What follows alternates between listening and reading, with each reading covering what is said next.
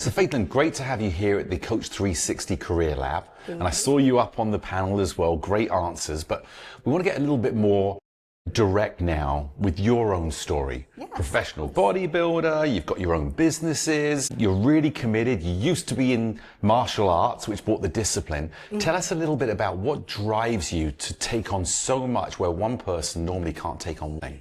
So I would consider myself to be a multi-hyphenate. That is something that has just been a natural character trait. I am born and raised on the Big Island of Hawaii. And I think one of the things that really was a driving force for me was I come from very much of a humble background. I'm the fourth generation of immigrants. My grandparents, great-great-great-grandparents immigrated from Philippines to Hawaii. Knowing about that adversity and being raised in an environment where there was a lot of emphasis on the sacrifices that they made to ensure that I could have the privilege to pursue a bigger, better, more stable life is really what drove me. And to this day, it still drives me. I think in moments of adversity where I'm feeling, I don't know if I can do everything that I have my hands on, I think about how growing up, my grandpa used to tell me that they used to have to ration rice. So they have a little bowl of rice.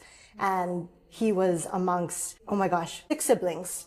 And they would have to share all together. And coming in from that perspective, I think that I have always felt this obligation or this internal duty to not only make a name for myself in the sense of being present in the industries I'm interested in, but also taking care of my family as well. Yeah, it's beautiful because we know with bodybuilding, it's painful, right? Yes. Not just the lifting the weights, the dieting, the mindset. You can't miss a day. You miss a day, you could miss the stage. Yes. How much do you think that the messaging that you got from your grandparents and great-grandparents lives inside you subconsciously? And what would you say to people to say, go find that struggle that others went through that you just take for granted? Yes, I would say so. There were several moments in my life that shaped that drive for discipline or to find that pain, not necessarily in a negative way, but more so in a sense to develop character and to learn from that experience. I actually graduated high school at 16. I wanted to pursue a bigger future. That was really the motive behind it. And then while I was in college, I was working 2 jobs and then also heading president as board of fashion for that time in my life. And the feeling of being able to accomplish things at lightning speed is what was driving me when I was that young. So I graduated university at 19. And when I graduated university, I need something to do. I need something to provide me structure. My father was a former competitor and athlete and said, you know, why not try a bodybuilding competition? I had always been into the fitness space. I was going to the gym. I was into yoga, Pilates. It was something that was an external source that kind of regulated the high stress of working, my jobs, going to school and all of that. So when I had my first competition, I nationally qualified. On the second round, I competed at the national level. I placed first call-outs. And something just kind of clicked in the realm of me evolving from being in high school to then being more of a young adult. And so at 21, what then happened was I took on an executive level position for a luxury goods company because that was my background. My background is in fashion and business. And I really wanted to delve into making sure that while I had a growing career within the fitness space, I was making use out of my degree. I didn't want to upset my parents, as the reality is. Like, I had this opportunity with bodybuilding, but also I'm only 20. I should be smart and get a job is really the answer, you know? I think I already had thrown them the stress of hey, I want to graduate at 15. And then now it's by the way, I'm going to switch industries. So I still had the passion for the luxury commerce industry. And so I pursued that. Within a year, I learned I had a talent for scaling businesses. The business that I was working for, I was overseeing scaling it and also overseeing the marketing of it. It went from 4 figures to 7 figures within the span of 6 months. And on top of scaling that business, everything else seemed to be exploding. So my bodybuilding career, I became a sponsored athlete. That also opened up opportunities for commercial modeling as well. And there was a phase where it was a lot. I was only 21. And a moment of pain that really resonated with me was that I was going at 1,000 miles per hour in different fields of different industries. And I needed to take a step back and really reassess and learn how to approach my ambitions in a more sustainable fashion. Yeah. That was the tough one. Effectively, you were an overnight success. No. No, I would say years and years. And that's what I think people need to realize Yes. is that we look at someone and think they had the success. Yes. But the greatest successes come from the hardest journeys. Oh, And yes, for sure. anybody's on a hard journey, it's whether you have the stickability Yes. to go through it with a greater purpose. You're now in a position where you have the fashion, you got your own business there, you got the bodybuilding, you're coaching people. You've still got a multifaceted life, and you were saying that your discipline is key to that. What would you say to people out there that are dreaming that would encourage them to focus in, find the discipline, or maybe they just lack the discipline and so don't go into it? I would say whether you feel motivated or not, just keep on going at it. And the reason why I say that was that there were definitely phases throughout my career where I felt burnt out. I had to reassess, I had to take a break, and then recover from any failures that I was bouncing back from. A lot of times when people hear my story, they think of it as almost a luck of a draw because I'm so young, I'm 26 now. But if you think about it from a bigger perspective, I'm 26 now, I graduated college. I graduated high school at 16. That's over a decade of me learning, failing, looking like I had ADHD in my career because I was doing so many different things. Just that relentless belief that no matter what, it's gonna work out is what I would always tell people. You just have to believe in yourself. You have to have a why deeper than financial motivation, a why deeper than, I want to just achieve this. You have to have a deeper why and let that drive you and in a way almost let that consume you. Yeah, it's interesting because you talk about having a passion for fashion. It's what you did.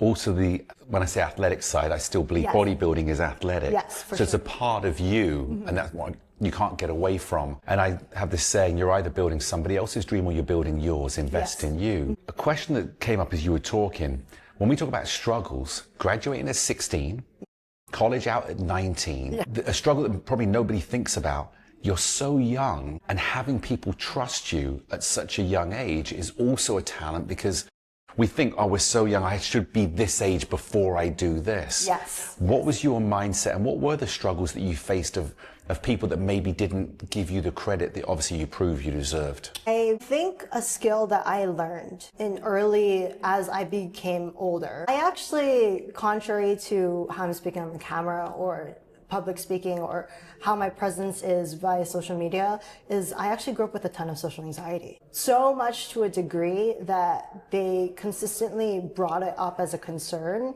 at parent-teacher conferences. I still to this day still struggle with that. And so what my mom did actually when I was in 6th grade was she placed me in a leadership class. And I hated it so much that I cried every single day, because the thought of socializing with other people was an absolute nightmare to me. But it taught me something, and it taught me the fact that no matter what room you step in, at what age, at what level of expertise, and I would even say, even for the guest panel that we were speaking at most recently, I remember speaking to my father-in-law. He's a keynote speaker within the financial tech business. And I mentioned, I'm a bit intimidated, there's you, and you are such a pioneering leader in the entrepreneurship space. And then there's David, who's one of the VPs for NASM. And then there's me, and I would say in terms of business expertise and experience, do I have experience? Absolutely, yes. But if I were to compare, there is a level of intimidation naturally that I feel on my end. But I think it's more so the matter of, if I had allowed my emotions, my personal insecurities, or me being conscious of comparison hold me back, and I told myself, I'm not going to do the panel today for the main reason that I think that I'm going to be a failure at it, or I'm just going to not be adequate in comparison to you and David on stage, then I wouldn't have this opportunity interviewing with you right now. And so I always recommend take the opportunity, even if you don't feel adequate, and no one has actually ever pulled me aside and say, hey, I don't think that you should be in this position. And in the reality of it is that I don't think that people are ever like that unless you're in a rare one-off malicious intent where someone just absolutely hates your guts, you know? No, it's fascinating because you did great on the panel. There was no better or worse. It's your own story, and that's one of the beautiful things. And so many people suffer from anxiety, Yes. that neurological change that happens in your brain. Yes. Yeah, and I'm so proud you brought that up because people think it's easy. I looked at your resume and I go, okay, pro bodybuilder does this. You sounded great already. But I'm not looking at it going, because I think when you get in the right environment, everyone respects each other, but you don't get respect until you step into the environment. Exactly. So for anyone listening, anybody here, take that risk because it's never as bad as we imagine, because the brain, the way it functions, creates the worst case scenario. Yes. And then you step out and you go, actually, I fit. And at times I lead. Yes. And that's what makes it so beautiful. What's one tip that you would leave anyone listening, especially because I know you work specifically with women, to empower them from, I think you were saying from like 35 onwards through that training when you're training, but you're going to touch any female that says, I'm 16, I want a goal, or I'm 35, I realize there's more to my life, I'm 50, and I feel like I'm starting again. What would you say to a dynamic internal female that's scared to let it out? Intimidation and feeling scared in a gym space is actually a very common experience for a lot of women. And so it's not necessarily, what would I say? I would say it's more so developing trust and creating a safe environment for them so that way they can then expand and feel like they can be themselves. Now, in the situation where a woman is just seeking advice on how to build confidence to reach towards that goal, my advice is that 99% of the time, people are not actually judging you. You know, as a human, you feel like you're being perceived, and especially as a woman, you feel like you're being perceived and judged. But 99% of the time, that's not the case. And at a certain point, you have to stop prioritizing how you're being perceived and prioritizing how you want to feel. And that applies for whether if you're 16, you're 30, you're 50, or you're 40. The moment that you put yourself first, then everything else is going to fall into line. I actually came up with this principle when I got into bodybuilding, which was trim the mind and the body will follow, which is the trademark of my coaching business. And a lot of times people don't realize, like, they come to me wanting aesthetic goals majority of the time. But really my main objective is I want you to, whether that be if you continue to move on with my coaching for the rest of your life, or if you decide to move on in the future from me, from my services, like, you should feel like a completely different person and feel so confident and so knowledgeable about yourself that it was absolutely worth it to invest in yourself. That's beautiful. There's a saying that I love, which is the only time you should ever look down on anybody is when you're giving them a hand up. Exactly. That, and people's reaction reveals everything about them, yes, not about you. So when you have an action holding yourself back, it's actually showcasing you don't have that full confidence in yourself. And so we address that. If someone's negative to you, judging you, it reveals that they're there because anybody that judges is also open to be judged. Yes. So I'm a huge believer, and I love, your mantra, about the mind and the body will follow. I think it's so important that people do walk the life by creating the environment you want, and the most powerful environment that you need to focus on is the one inside you. Yes, because when you build that, you can remove those that don't serve you, and you can turn around and go, these are my people. Exactly, yes. Well, congratulations on all you've done. Thank you. And I'm looking forward. 26, you've only got about another 100 years left ahead of you to achieve. So we look forward to your journey. Good luck with your competitions coming up. April, I think, is the next one, correct? Yes. And where's that one being held? It is going to be in Utah. It is the Wasatch Warrior Pro. And then my coach and I have quite a stacked lineup for my pro athlete season. So it's very exciting. Well, I'm sure we'll be following you. And thanks again for being here at Coach360, the Career Lab. You made a massive contribution. We appreciate you. Thank you so much. And thank you. Thank you. And thank you to those watching.